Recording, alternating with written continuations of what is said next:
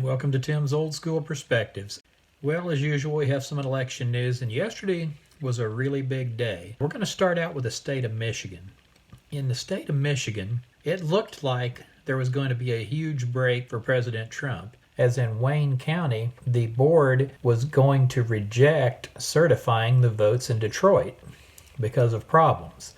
And this went on for a few hours, but then after a few hours, this happened. Refused to do so tonight for several hours, but did earlier offer up this. I would be open to a motion to certify communities other than the city of Detroit.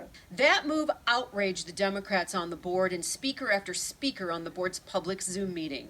You have extracted a black city out of a county and said the only ones that are at fault at an issue is the city of Detroit, where 80% of the people who reside here are African Americans. That millions of people around the world now on Twitter know the name Monica Palmer and William Hartman as two people completely racist and without an understanding of what integrity means or a shred of human decency. After hours of comments like that, the board reached a compromise. It would unanimously move to certify the vote, but it also asks the Michigan Secretary of State to conduct an audit.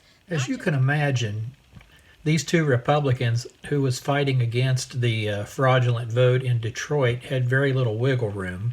And it sounds like to me that they were just harassed and beaten down into submission, and they probably weren't going to be allowed to leave that room until they agreed to certify what is probably a fraudulent vote. And so I can't really see how that these people can get away with this type of tactic.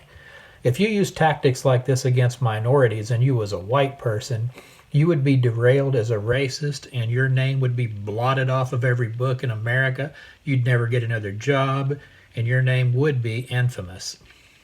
Pretty much as the threats were coming out of those people on that Zoom call. All right, so let's move on to talk about Nevada. In Clark County, we saw the Trump tweet talking about how a lot of those votes and some of those precincts are going to be thrown out. This is going to affect some 153,000 votes, it looks like, which would be way more than enough to sway this in Trump's direction if that is indeed what happens. It seems to be a little bit unclear right now exactly what's going to happen, but we do know that this county is having a very difficult time certifying this, and I think that what's happening is these corrupt election officials are starting to look at their prospects of going to jail and starting to think twice about what they're doing. And they're a little bit afraid that the Kraken's going to get released on them if they continue in their lies. Because even if Trump loses this election, I doubt if he's through. I would say he's going to go on and make sure that all of the election fraud that there is exposed and that some of these people are going to have to account for their actions. And so in Clark County, Nevada, there is an awful lot of precincts and an awful lot of corruption. They said something like 139 different infractions were found, too many to certify the vote. So it'll be very interesting to see what goes on and what happens in this case. All right, in Georgia, the recount is going just swimmingly. And there is somewhere around 157, 159 counties in Georgia, something like that. So Georgia's got quite the recount going on. And in two counties already, yesterday we had heard about 2,600 votes that did not get counted at all. And what turns out there is Trump gained 800 votes out of that. And then today there was yet another county that seems to have had problems with over 2,700 votes. Let's take a look. There's more people on the absentee ballot file for voting in person in Fayette County than was in the actual reporting. So we thought that might be the case, and it was discovered today for certain, and it's about 2,755 votes. They're going to recertify their results with these added tomorrow. This is a slightly different situation from Floyd. These were scanned votes that are on a memory card, whereas Floyd were a box of unscanned votes. All right, so what all that Georgia foolishness amounts to is in this Floyd County, there was 2,600 and some odd votes that had just been severely mishandled and not counted at all originally. Turned out to be a net gain of 800 for President Trump.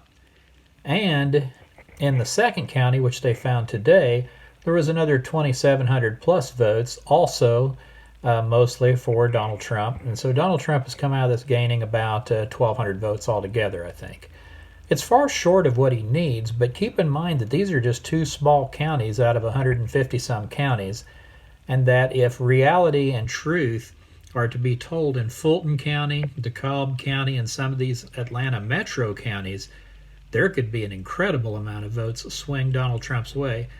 And you'll notice, as it always is, the mistakes are always in favor of Joe Biden. Not one time in any of this election discovery has it been found that any votes should have gone to Biden and didn't. It seems to be a very, very mysterious thing. Now, we've talked about Michigan, Nevada, and we've talked about Georgia. We won't say too much about Pennsylvania. It's an ongoing thing in the courts, and that's going to be part of the whole release the Kraken narrative, I think, where it's going to be a court thing. I don't think they're going to find 60,000 votes just laying around. I think it's going to have to be a systematic issue there. But let's say they didn't find that. Let's say that these three states that we've talked about tonight, 16, 16, and 6, that sounds like 32 and 6 is 38. I believe that put President Trump at 270, and that is the magic number. So things are starting to look up for the president. Each and every day is revealing more and more good news for President Trump.